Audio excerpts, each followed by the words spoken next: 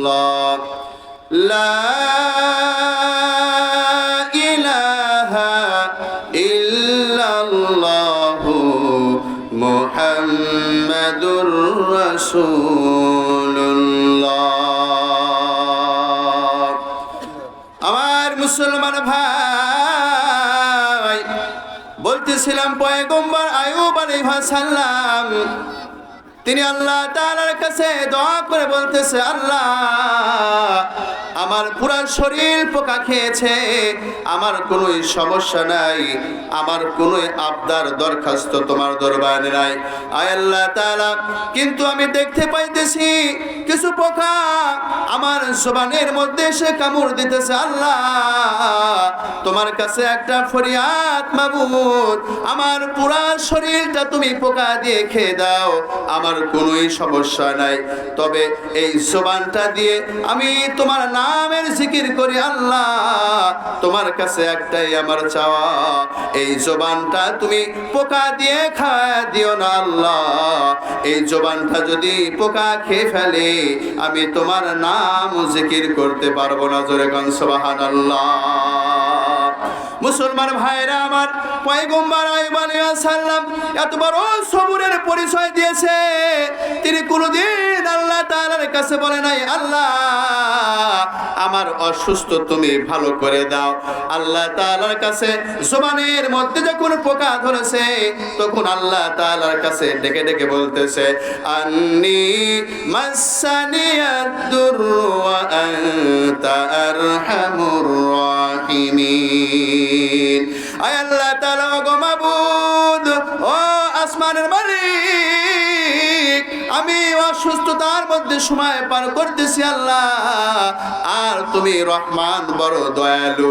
আল্লাহ তাআলা বলতেছেন, বান্দা দীর্ঘ সময় অসুস্থ দেওয়ার পরেও যখন তুমি ধৈর্য ধারণ করেছো, আমি আল্লাহ তাআলা খুশি হইয়া ও আমার পয়গম্বর শুনে নাও, আমি তোমার সমস্ত রোগগুলো ভালো করে দিয়ে তোমাকে আগের মতো সুস্থতা দান করে দিলাম। জোরে কোন সুবহানাল্লাহ। এই জন্য মুসলমান ভাইরা আমার, আমরা যদি জীবনের মধ্যে সফলতা অর্জন করতে চাই আমাদেরকেও ধৈর্য ধারণ করতে হবে, আমাদেরকেও আল্লাহ তাআলার প্রতি ধৈর্য ধারণ করতে হবে। এরপরে বলতেছেন, ইয়া আইয়ুহাল্লাযীনা আমানুসবিরু ওয়া সাবিরু, তোমরা ধৈর্য ধারণ করবে, এক নম্বর তোমাদের কাজ, আর দুই নম্বর হইল ওয়া সাবিরু, তোমরা এই ধৈর্যের উপরে অটল থাকবা, তাহলে তোমরা জীবনে সফল হইতে পারবা। আমার মুসলমান ভাইরা আমার, পয়গম্বর ইউনূস আলাইহিস সালাম দীর্ঘ 40 দিন পর্যন্ত মাছের পেটের মধ্যে ছিল। তিনি বলেন নাই আল্লাহ ও মাবুদ আমার থাকতে অনেক কষ্ট হইতেছে, বরং তুমি মাছের মধ্যে থেকে থেকে দীর্ঘ 40 দিন পর্যন্ত জীবন যাপন করেছে। এরপরে যখন আল্লাহ তাআলার কাছে বলেছেন, লা ইলাহা ইল্লা আনতা সুবহানাকা ইন্নী কুনতু মিনাল যালিমিন, আল্লাহ তাআলার কাছে ধৈর্য ধারণ করে যখন ডাক দিয়েছে আল্লাহ তাআলাকে, আল্লাহ তাআলা বলতেছেন, ও বান্দা জীবনে ভুল করেছো, আমি পরীক্ষা নেওয়ার জন্য মাছের পেটের মধ্যে তোমাকে ফালাই দিলাম, তুমি ধৈর্য হারা হও নাই, আমার পর ধৈর্য ধারণ করে তুমি জীবন যাপন করে করে মাছের পেটের মধ্যে কাটাইতেছো। ওরে বান্দা, এই ধৈর্য ধারণের পরিচয় দেওয়ার কারণে আমি আল্লাহ তাআলা তোমাকে মাছের পেট থেকে আবার তোমাকে মুক্ত দিয়ে দিলাম। আমার মুসলমান ভাইরা আমার, এই জন্য আমাদেরকে ধৈর্য ধারণের পরিচয় দিতে হবে। একজন মুসলমান সহজে ঈমান হারা হবে না, ধৈর্য হারা হবে না। জীবনের মধ্যে যখন তার পরীক্ষা নেমে আসবে, আল্লাহ তাআলার কাছে সর্বোচ্চ ধৈর্য ধারণের পরীক্ষা দিবে। কথা বলেন ঠিক কিনা? মুসলমান ভাইরা আমার, সমস্ত নবীগণ ধৈর্য ধারণ করেছে, সব চাইতে বেশি ধৈর্য ধারণ করেছে আমাদের নবী জনাবে মুহাম্মদুর রাসূলুল্লাহ। সকলেই বলেন সাল্লাল্লাহু আলাইহি ওয়াসাল্লাম। পয়গম্বর আমার নবী হয়ে যাওয়ার পরে আল্লাহ তাআলা বললেন, পয়গম্বর তুমি মানুষদেরকে কালিমার দাওয়াতগুলো দিয়ে দিয়ে পৌঁছায়া দাও। পয়গম্বর কালিমার দাওয়াত দেয়, আত্মীয় স্বজন সবাই নবীজির দুশমন হয়ে গেল। আল্লাহর পয়গম্বরের আত্মীয় স্বজন সবাই জানের দুশমন হয়ে গেল। আল্লাহর পয়গম্বর বইমুখ হয়ে তাইফের ময়দানে চলে গেল। পয়গম্বরকে সেখানেও কবুল করলো না। আল্লাহর পয়গম্বরের পিছনে কিছু কাফের যুবক লেলিয়ে দিয়ে বলল, ও তাইফের কাফের যুবকেরা, এই যে মুহাম্মদ নতুন ধর্ম আবিষ্কার করেছে, তোমরা তাকে পাথর মেরে মেরে দুনিয়া থেকে শেষ করে দাও। এই পয়গম্বর যেন দুনিয়ার মধ্যে থাকতে না পারে। আল্লাহর পয়গম্বরের পিছনে কিছু কাফের যুবক লেলিয়ে দিল। কাফের যুবকেরা পয়গম্বরকে পাথর মারতে লাগলো। আল্লাহর পয়গম্বরের পবিত্র শরীর মোবারকে মশামাছি পড়তো না। চাঁদের মতো নবীজির চেহারা, সেই চেহারার মধ্যে কাফের বেঈমানেরা ধারালো ধারালো পাথর মেরে মেরে পয়গম্বরকে আহত করলেন। পয়গম্বরের শরীর থেকে রক্ত পড়তে পড়তে এক পর্যায়ে শরীর দুর্বল হয়ে মাটির মধ্যে পয়গম্বর চলে যায়। মুসলমান ভাইরা আমার, শরীরের রক্তগুলো শরীর দিয়ে গিয়ে পড়তে পড়তে পায়ের সঙ্গে লেগে যায়। জুতার সঙ্গে লেগে পায়ের জুতাটা শরীরের সঙ্গে লেগে যায়।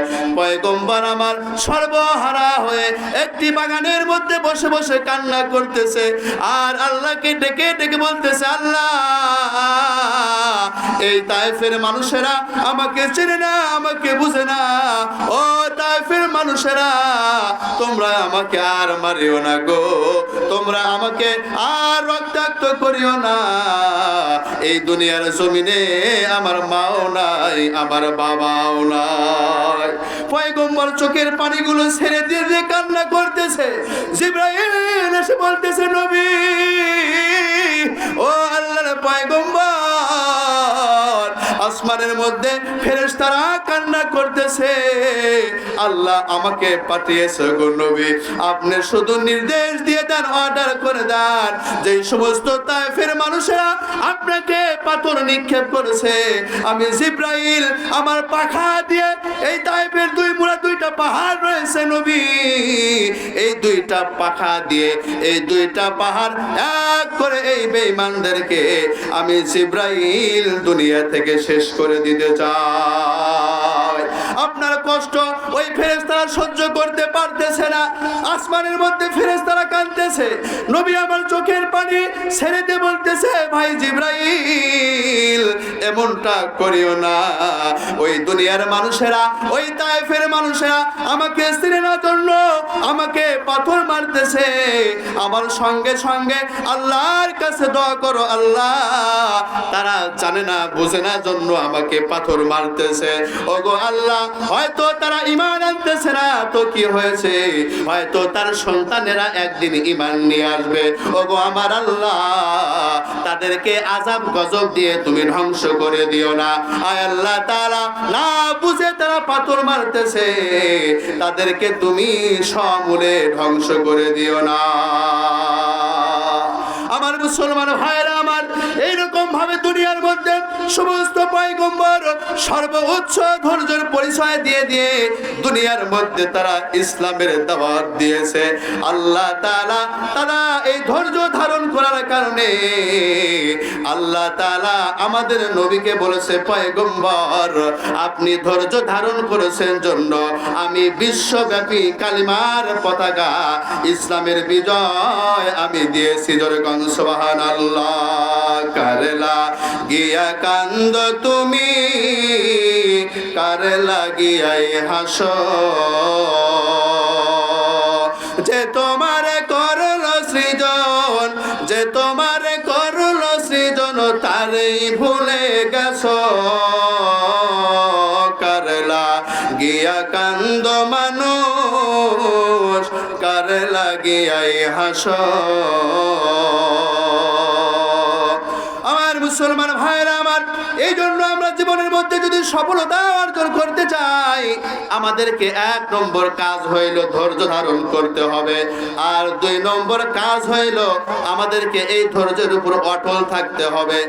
আর 3 নম্বর কাজ হইল আল্লাহ তাআলা বলেন অরাবিতু, আমাদেরকে জিহাদের জন্য প্রস্তুত থাকতে হবে। কোন সময় যেন মুসলমানদের ঈমানটা হরণ করার জন্য কাফের বেঈমানেরা না জানি হামলা করে বসে। আমার মুসলমান ভাইরা আমার, ইসলামের শত্রু শুরু যুগ থেকে এখন পর্যন্ত রয়েছে। এই জন্য ঈমানদার তার ঈমানকে রক্ষা করার জন্য, মুসলমানের সার্বভৌমত্ব রক্ষা করার জন্য সব সময় জিহাদের জন্য প্রস্তুত থাকবে। কথা বলেন ঠিক কিনা? এক শ্রেণীর কাফের বেঈমানেরা, ইহুদি খ্রিস্টানের গোষ্ঠীরা মুসলমানের ঈমানকে হরণ করার জন্য সর্বদাই ষড়যন্ত্র করে যাচ্ছে। কথা বলেন ঠিক কিনা? তারা চায় এই আমরা যে এরকম বেঈমান হয়ে গিয়েছি, মুসলমানদেরকেও ওই রকম বেঈমান বানাইতে। কথা বলেন ঠিক কিনা? এই জন্য আমাদেরকে অ্যাক্টিভ থাকতে হবে। একজন ঈমানদার মুসলমান সব সময় সতর্ক থাকতে হবে, কারণ জীবনের সর্বক্ষেত্রে স্যাক্রিফাইস করলেও ঈমানের ক্ষেত্রে তারা স্যাক্রিফাইস করবে না। কথা বলেন ঠিক কিনা? আমার মুসলমান ভাইরা, ঈমানের অনেক দাম রয়েছে। একটা ঈমানের, একজন ঈমানদার যারা পরিমাণ ঈমান নিয়ে যদি অন্ধকার কবরে যায়, তার কি পরিমাণ দাম রয়েছে।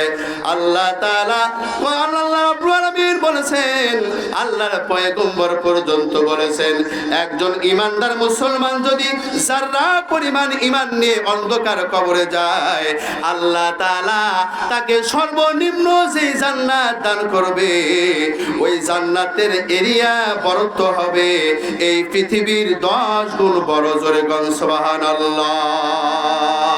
আল্লাহর পয়গম্বর তাফসীরে কাবীরের মধ্যে ঘটনা আসছে, আল্লাহর পয়গম্বর মুসা আলাইহিস সালাম আল্লাহর কাছে ডেকে বলতেছেন, আল্লাহ, আমি একজন বনি ইসরাইলের স্পেশাল বড় নবী, অনেক পাওয়ারফুল একজন নবী গো আল্লাহ, আমি আপনার কাছে একটা স্পেশাল দোয়া চাই, যে দোয়াটা সব সময় আমি আপনার নাম ধরে ধরে জপব।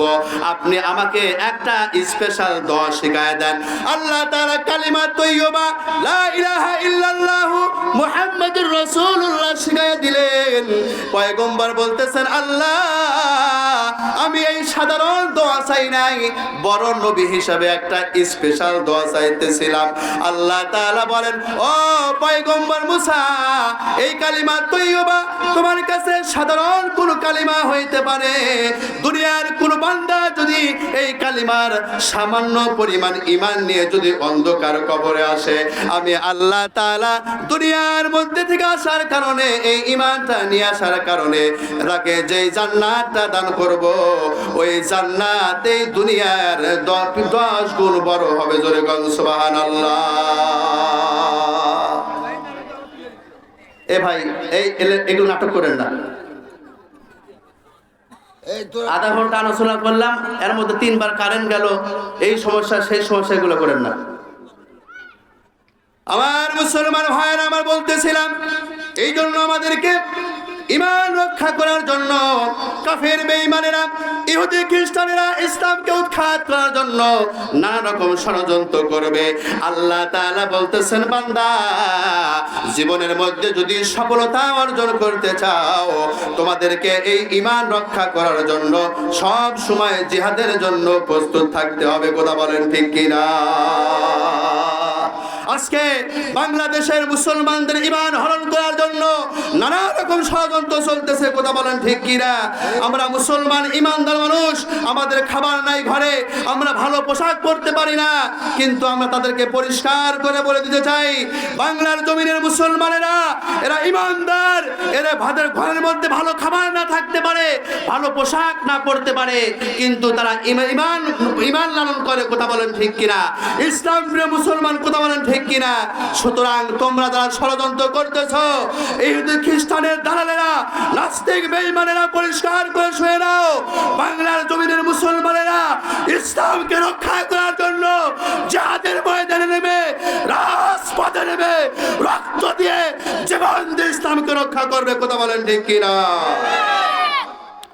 আমার মুসলমান ভাইরা আমার, এই জন্য যদি জীবনের মধ্যে আমরা সফলতা অর্জন করতে চাই, জীবনের মধ্যে যদি আমরা কামিয়াবি হইতে চাই, আল্লাহ তাআলা বলেন ইয়া আইয়ুহাল্লাযীনা আমানু সুবিরু ওয়াসাবিরু ওয়ারাবিতু ওয়াত্তাকুল্লাহা লাআল্লাকুম তুফলিহুন। আল্লাহ তাআলা বলতেছেন, ও দুনিয়ার ঈমানদারেরা, জীবনের মধ্যে তোমরা যদি সফলতা অর্জন করতে চাও, তোমাদেরকে 1 নম্বর ধৈর্য ধারণ করতে হবে, আর 2 নম্বর হইল তোমাদেরকে এই ধৈর্যের উপরে অটল থাকতে হবে, আর 3 নম্বর হইল তোমাদের ঈমান আমল রক্ষা করার জন্য সর্বদাই জিহাদের জন্য প্রস্তুত থাকতে হবে। কথা বলেন ঠিক কিনা? আজকে পৃথিবীর আনাচে কানাচে দেখা যায় মুসলমানদের উপর নির্যাতন আর নির্যাতন। এর একমাত্র কারণ হইল মুসলমানেরা জিহাদ ছেড়ে দিয়েছে আর বেঈমানেরা তাদের উপর চেপে বসেছে। কথা বলেন ঠিক কিনা? সারা পৃথিবীর মুসলমান যদি এক হয়ে জিহাদের জন্য প্রস্তুত থেকে যদি তারা লড়াই করত, বেঈমানের শক্তি, কুফরি শক্তি দৌড়াইতে দৌড়াইতে তারা জাহান্নামে চলে যেত, সারা পৃথিবীর মধ্যে কালিমার পতাকা আল্লাহ উঠাইয়া দিত। কথা বলেন ঠিক কিনা? আল্লাহর পয়গম্বর বলেছেন, ও আমার উম্মতের দলেরা, জিহাদ ছেড়ে দিবা, তোমাদের প্রতি লাঞ্ছনা বাঞ্ছনা চাপিয়ে দেওয়া হবে। এই জিহাদ কিয়ামত পর্যন্ত থাকবে, আর জিহাদের উপর অটল থাকবা তো আল্লাহ তাআলা তোমাদেরকে সফলতা দান করবেন। জোরে কোন সুবহানাল্লাহ। পয়গম্বর বলেন, আল জিহাদু মাজিন ইলা ইয়াউমিল কিয়ামা। ওরে আমার উম্মতের দল, এই জিহাদটা কিয়ামত পর্যন্ত কায়েম থাকবে। এই জিহাদ তোমরা যদি কিয়ামত পর্যন্ত ধরে রাখো, বেঈমানদের বিরুদ্ধে তোমরা যদি সশস্ত্র লড়াই করতে সর্বদাই প্রস্তুত থাকো, তাহলে আমি আল্লাহ তাআলা তোমাদেরকে সফলতা দিয়ে দিব। আর তোমরা যদি জিহাদ থেকে পিছে সরে যাও, জিহাদ থেকে দূরে চলে যাও, আল্লাহর পয়গম্বর বলতেছেন আল্লাহ তাআলা তোমাদের উপর লাঞ্ছনা চাপায়া দিবেন। জোরে কর নাউজুবিল্লাহ। আল্লাহর পয়গম্বর হাদিস শরীফের মধ্যে বলেন, ইজা তারাকতুল জিহাদু ফাসাল্লাতাল্লাহু আলাইকুমুল দিল্লাহ। ওরে আমার উম্মতের দল, তোমরা যদি জিহাদ ছেড়ে দাও, তোমাদের প্রতি আল্লাহ তাআলা লাঞ্ছনা বাঞ্ছনা চাপায়া দিবেন। কথা বলেন ঠিক কিনা? এই জন্য আমাদেরকে প্রস্তুত থাকতে হবে। শ্রীলঙ্কা থেকে শুরু হয়েছিল, শ্রীলঙ্কার মুসলমানেরা যখন জেগে উঠেছিল, শ্রীলঙ্কাকে স্বাধীন করে দিয়েছিল আল্লাহ। কথা বলেন ঠিক কিনা? এরপরে দেখেন, এরপরে ফিলিস্তিনের মুসলমানেরা জেগে উঠেছিল, আফগানিস্তানের মুসলমানরা জেগে উঠেছিল, আল্লাহ তাদেরকে স্বাধীনতা দিয়েছেন। এরপর 2024 এসে বাংলার মুসলমানেরা জেগে উঠেছিল, আল্লাহ তারা বাংলাদেশের মুসলমানকেও স্বাধীনতা দিয়েছেন নতুন করে। কথা বলেন ঠিক কিনা? এই বাংলার জমিনে 90% মুসলমান থাকা সত্ত্বেও কোরআনের কথা আমরা বলতে পারতাম না। কথা বলেন ঠিক কিনা? আমাদেরকে আরষ্ট করা হয়তো, জবান ঠেসে দেওয়া হয়তো। আল্লাহ তাআলা জালিমদেরকে উৎখাত করে নতুন করে আমাদেরকে স্বাধীনতা দিয়েছেন। কথা বলেন ঠিক কিনা? এরপরে দেন শামের দিকে, এই শামের মধ্যে আবার নতুন করে স্বাধীনতা হয়েছে। এই জন্য মুসলমান যদি ঈমানের চেতনা নিয়ে রাজপথে জিহাদের জন্য প্রস্তুত হয়ে যায়, বেঈমানেরা থরথর করে কেঁপে জাহান্নামের পথে উৎখাত হয়ে যাবে। আল্লাহ সারা পৃথিবীব্যাপী ইসলামের বিজয় দান করবেন। কথা বলেন ঠিক কিনা?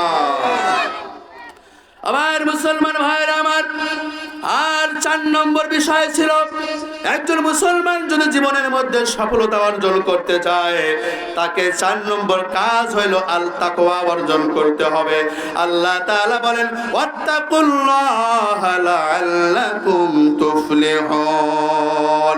ও দুনিয়ার বান্দা বান্দিরা, তোমরা যদি দুনিয়ার মধ্যে সফলতা অর্জন করতে চাও, তাহলে তোমরা আমাকে ভয় করে করে দুনিয়ার মধ্যে জীবন যাপন করো, তাকওয়া অর্জন করে যদি চলতে পারো, লাআল্লাকুম তুফলিহুন, তাহলে আমি আল্লাহ তাআলা ঘোষণা করে দিলাম তোমাদেরকে সফলতা দিয়ে দিব। জোরে কোন সুবহানাল্লাহ।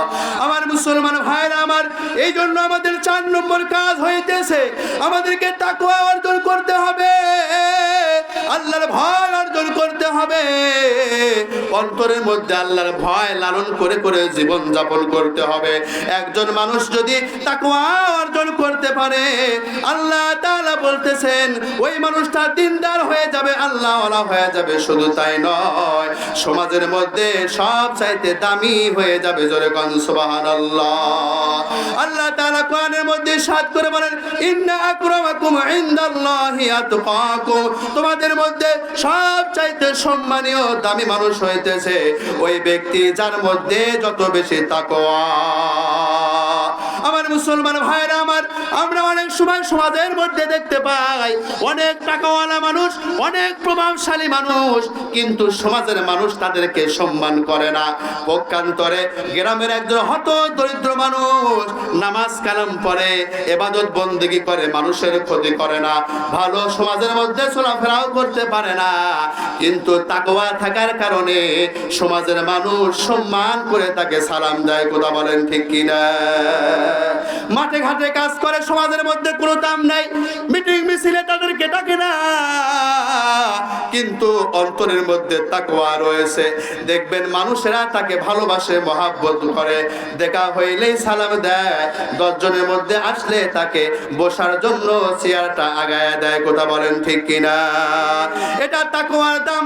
অনেক মুসলমান রয়েছে, এই জন্য তাকওয়া আমাদেরকে অর্জন করতে হবে ভাই। তাকওয়া যদি একজন মুসলমানের মধ্যে হয়ে যায়, ওই মানুষটা কোনোদিন ওজনে কম দেবে না। একজন মানুষ যদি আল্লাহওয়ালা হয়ে যায়, ওই মানুষটা কোনোদিন দুর্নীতি করতে পারে না। একজন নেতা যদি তাকওয়াবান নেতা হয়ে যায়, ওই মানুষটা কোনোদিন টাকা পাচার করে বাহিরে পুঞ্জীভূত করবে না। একজন ইঞ্জিনিয়ার, একজন ডাক্তার যদি তাকওয়াবান হয়ে যায়, ওই ডাক্তার ঘুষ খেয়ে কোনোদিন কিডনি ট্রান্সফার করে বিক্রি করবে না। কথা বলেন ঠিক কিনা? এই জন্য মুসলমান ভাইরা আমার, তাকওয়া আমাদেরকে অর্জন করতে হবে। তাকওয়ার কি পরিমাণ দাম! একজন মানুষ যদি তাকওয়া অর্জন করতে পারে, আল্লাহ তাআলা ঘোষণা করে দিয়েছেন, বান্দা তুমি মৃত্যুর পরে আমি আমার জান্নাত তোমাকে দিয়ে দেব।